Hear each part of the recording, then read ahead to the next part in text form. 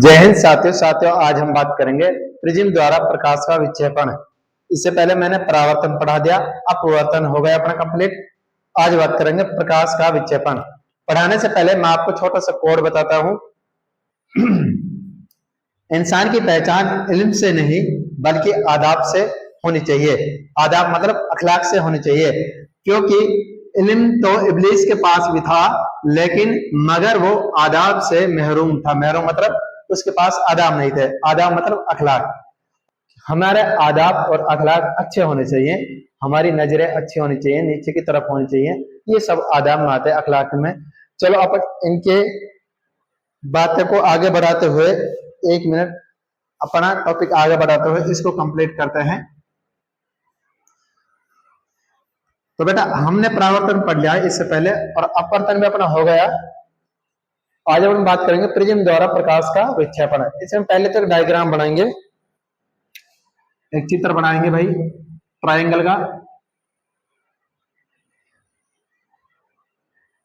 ये त्रिभुज, मान लो कोई प्रकाश की किरण है, श्वेत प्रकाश किरण है, इसका नाम दे देते हैं ए बी सी। क्लियर भाई? त्रिभुज के तीनों कोणों का योग होता है कितना? 180 डिग्री। चलो कोई बात नहीं, अपन बात करते हैं साइंस की। मान लो कोई प्रकाश किरण आपतित होते हैं यहाँ पर, ये एक फलक है, ए बी कोई फलक है, इसके ऊपर आपतित हुई श्वेत प्रकाश की किरण आपतित होती है। आपतित होने के बाद पृष्ठ से टकराती है, फलक से टकराती है। फलक होने टकराने के पश्चात ये किरण जाती है सीधी, और सीधी जाने के बाद दोबारा जो अपवर्तक पृष्ठ है ऐसी ऐसी जो फलक है उसे टकराने के बाद ये दोबारा चली जाती है, अपवर्तित हो जाती है ये आपतित किरण। मान लें तो P और Q, यहां तक क्यों किरण है, P Q और R और S, ये हमने नाम दे दिया इस किरण का। ठीक है, यहां तक क्लियर चित्र? बड़ा सिंपल सी बात है। देखो यहां पर कोई प्रकाश किरण, ये यहां से कोई सूर्य है, श्वेत प्रकाश किरण आती है। आने के बाद ये अपना फलक है ए बी, यानी कोई फलक है, फलक मतलब कोई पृष्ठ है, अपवर्तक पृष्ठ है। टकराने के बाद यहाँ पे वायु है, अब याद रखना यहाँ है माध्यम वायु मतलब विरल है। यहाँ बेटा वायु, यानी ये माध्यम कैसा है? विरल। और ये वाला जो त्रिभुज है अपन पास, ये प्रिज्म है, ये कांच है। क्या है? इसको कहते हैं अपन कांच, और जो कि सघन होता है। क्या है? सघन। मैंने पहले नियम में बताया था, जब अपवर्तन का नियम पढ़ाया था उसमें बताया था कि जब कोई प्रकाश की किरण विरल से सघन माध्यम में जाएगी तो अभिलंब की ओर झुक जाती है, और जब सघन से विरल माध्यम में जाएगी तो अभिलंब से दूर हट जाती है। ये दोनों कॉन्सेप्ट मैंने क्लियर करवा दिया भाई, ठीक है ना? अब अपन यहां पढ़ते हैं, तो हम क्या करते हैं, यहां से एक अभिलंब खींचते हैं। एक सेकेंड, यहां से बेटा एक अभिलंब बनाते हैं।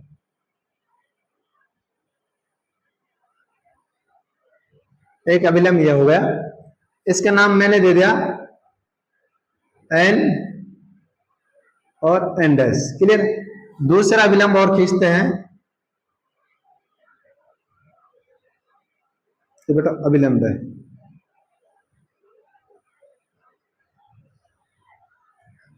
इसके नाम दे दिया मैंने, इसका नाम दे दिया एम और एम डैश। आप चाहो तो कुछ भी दे सकते हो, क्योंकि ये वेरिएबल है, यानी चर है, इनका मान चेंज होता रहता है, इनका मान चेंज होता रहता है। इसका मतलब ये समझ में आना है कि जिंदगी में ऐसे लोगों के साथ ना रहें जिनका मान चेंज होता रहता है, जिनकी बातें चेंज होती रहती हैं, जिनके वादे बदलते रहते हैं। कहीं ना कहीं उनके साथ हमें नहीं रहना चाहिए। उनके साथ रहना है जिनका मान कांस्टेंट हो, जो हमेशा आज भी अपने साथ है, कल भी अपने साथ है, और पहले भी, और इन फ्यूचर प्रेजेंट में भी अपने साथ है। कॉन्सेप्ट कहते हैं, नहीं सॉरी, जिनका मान क्या होता है, मतलब फिक्स होता है, अचर होता है, कांस्टेंट होता है। ठीक है, चलो कोई बात नहीं, इसको हम पढ़ते हैं भाई। देखो ये होगा क्लियर यहां तक? इसकी जब हिंदी करेंगे तो बेटा लिखेंगे त्रिभुज प्रिज्म ए बी सी, जिसमें प्रिज्म कोण है ए। इसमें प्रिज्म कोण क्या है बेटा?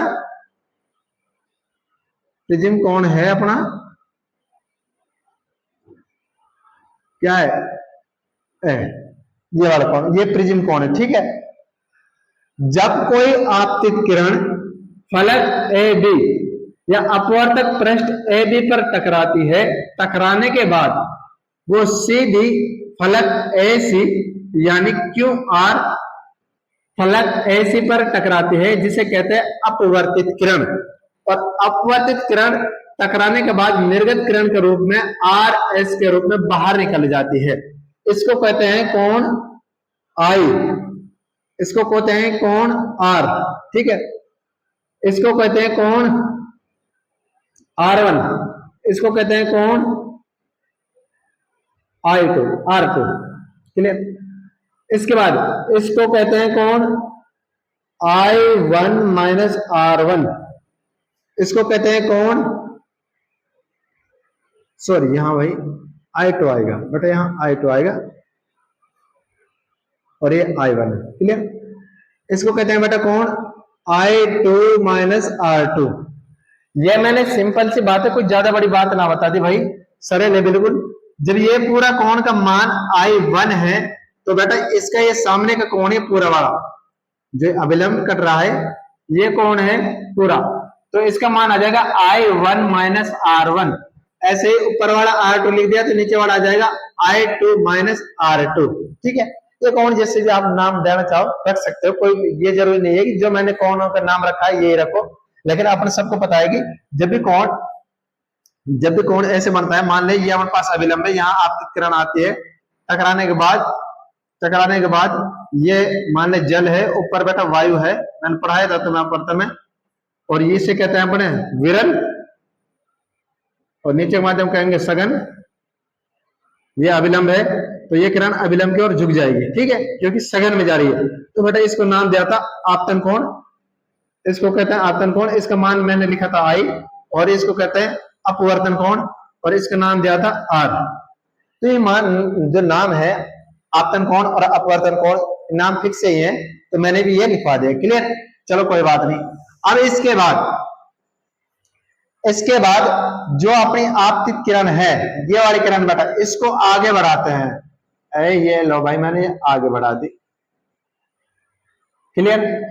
इसके बाद आर एस निर्गत जो किरण है बेटा इसको पीछे बढ़ाते हैं, इसको मैं यहां लिखता हूं, इसको अपन पीछे बढ़ाते हैं हल्का सा,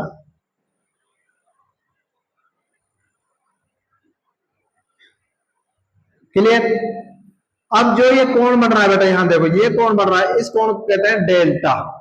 कौन सा कोण कहते हैं?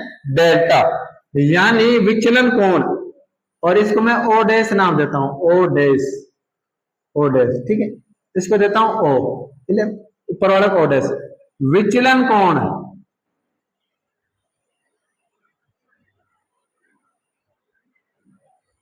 विचलन कोण बराबर में डेल्टा,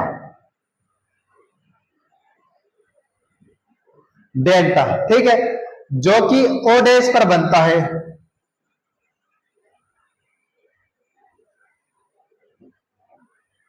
कहां पर बनता है?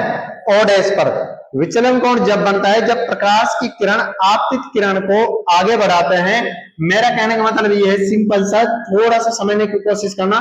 ये आपतित किरण है बेटा यहां तक, इसको जब आगे बढ़ाएंगे, ये बढ़ा दी मैंने यहां तक, और जो निर्गत किरण है आर एस, इसको पीछे बढ़ाएंगे तो ये कोण दोनों यहाँ पर दोनों एक दूसरे पे लाइन काटेंगे, और यहाँ पर एक एंगल बनेगा, कोण बनेगा, जिसको कहते हैं डेल्टा। और इस डेल्टा का कोण है ये ओ डैश पर बनता है, और इसे कहते हैं अपने विचलन कोण। क्या कहते हैं? विचलन कोण। क्या कहते हैं? विचलन कोण।